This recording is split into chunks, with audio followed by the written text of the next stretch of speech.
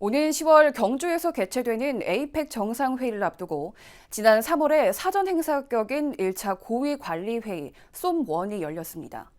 세계 21개국 에이펙 대표단 2천여 명이 참가한 가운데 열린 쏨1 기간 중에 우리 전통 불교 문화인 승무 공연이 펼쳐져 눈길을 사로잡았는데요. 오늘 BBS가 만난 사람은 이 승무 공연의 주인공 주연희 대경대 교수를 초대했습니다.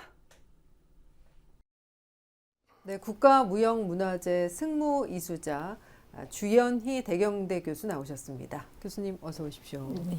예, 안녕하십니까. 이 에이펙 정상회의가 네. 올해 가을에 열리는데 그에 앞서서 사전 행사격인 쏨1 고위관리회의가 경주 화백 컨벤션 센터에서 열렸는데요. 여기에서 승무 공연을 펼치셨습니다. 네.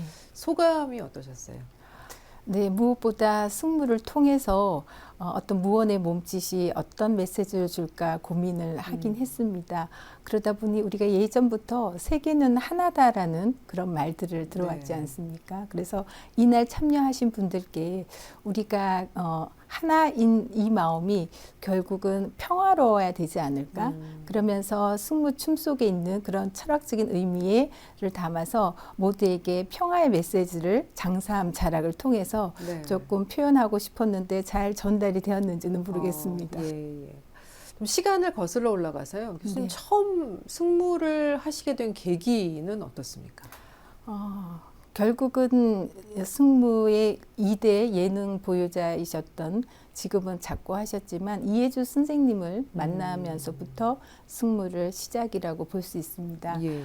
제가 중학교 3학년 때 이해주 선생님께 춤을 지도받는 그런 계기를 시작으로 대학교에 입학하면서 그때 이제 승무 강습회를 통해 이해주 선생님이 춤 지도를 제대로 이제 받을 수 있도록 이끌어 주셨고 네. 그때부터 지금까지 30년이 넘었네요. 네. 스승이신 고 이해주 선생님 시대의 춤꾼 네. 또 무용교의 큰별 이런 평가를 받으셨는데 이렇게 훌륭한 스승을 만날 수 있었다는 게 교수님께는 큰 행운이지 않았을까 싶습니다.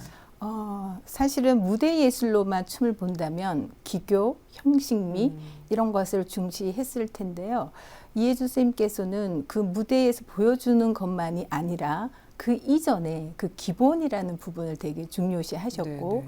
그러다 보니까 춤을 현장성 있는 무대 꼭 극장식이 아닌 어떤 주어지는 무대에서의 적흥성이랄까요? 뭐 이런 부분들이 춤을 다시 재창조하는 그 힘이 뭔지 그게 결국은 생명성이라는 부분을 배우게 되게 되더라고요. 예.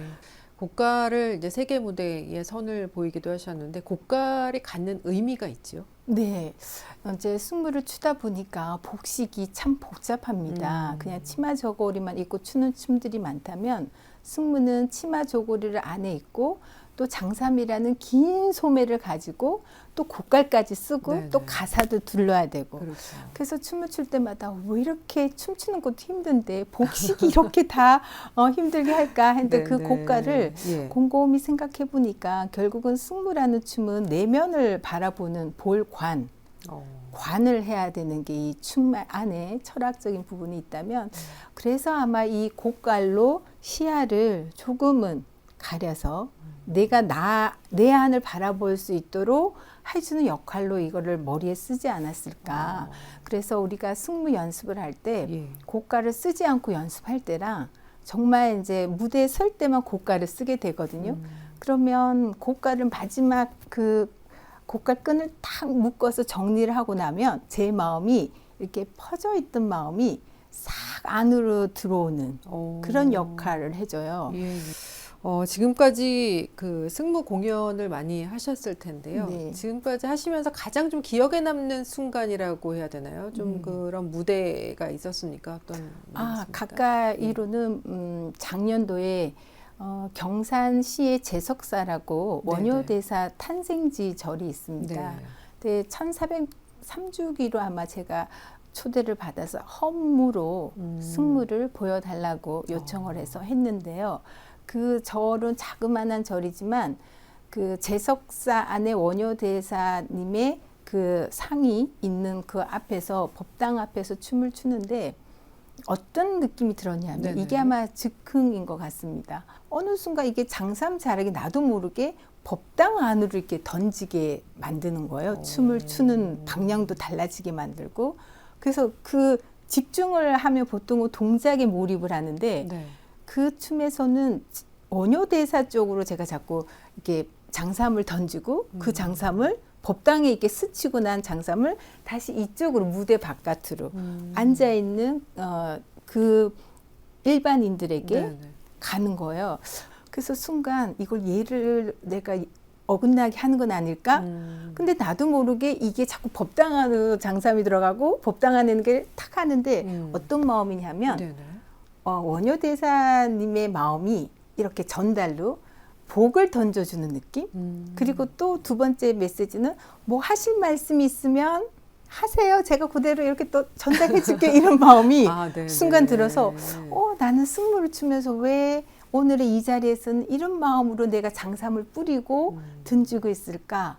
그거가 가장 인상에 남았던 승무 공연이었습니다. 원효 스님과 사부대중을 연결하는 역할을 하셨네요. 네. 근데 그거를 느낌을 받았다고 하더라고요. 예. 그걸 보시는 분이 뭔가가 이렇게 자기한테 뭘 이렇게 던져주는 느낌? 네네. 당연히 장삼이 뿌리니까 그 날림을 받지만 그냥 미적으로의 선을 그리고 있구나가 아니라 왠지 그런 마음이 전달되었다고 했을 때 춤이라는 역할이 이런 건가?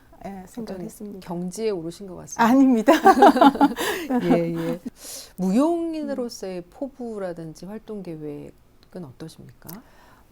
당연히 이수자로서의 책무라고 하면 이 승무를 오롯이 잘 전승해야 되는 게 이제 역할이고, 그러다 보니까 과는 다른 무용과가 아닌 과지만 몇십 년 동안 스승님께 배우고 또 깨우쳤던 이 부분은 아마 끝까지 수련을 해야 할 것이고, 네. 또 이걸 바탕으로 이제 세상이 바뀌고 있잖아요. 그래서 현대적인 우리 전통 문화를 제대로 이제는 조금 배웠다라고 말씀을 드릴 수 있을 것 같아요. 네. 그래서 그 배움을 이제 새로운 어떤 문화를 또 이렇게 함께 할 수 있는, 융복합할 수 있는 이것이 우리 승무의 뿌리를 잊혀지지 않게 하면서 후대들까지 전달할 수 있지 않을까. 그런 작업이 이제 제가 해야 할 일이라고 생각하고 있고, 그런 무대가 마침 한복 패션쇼라는, 그리고 또 우리 국가에서 그거를 또 무형유산으로 지정을 또 시켜 주셨다라는 부분에서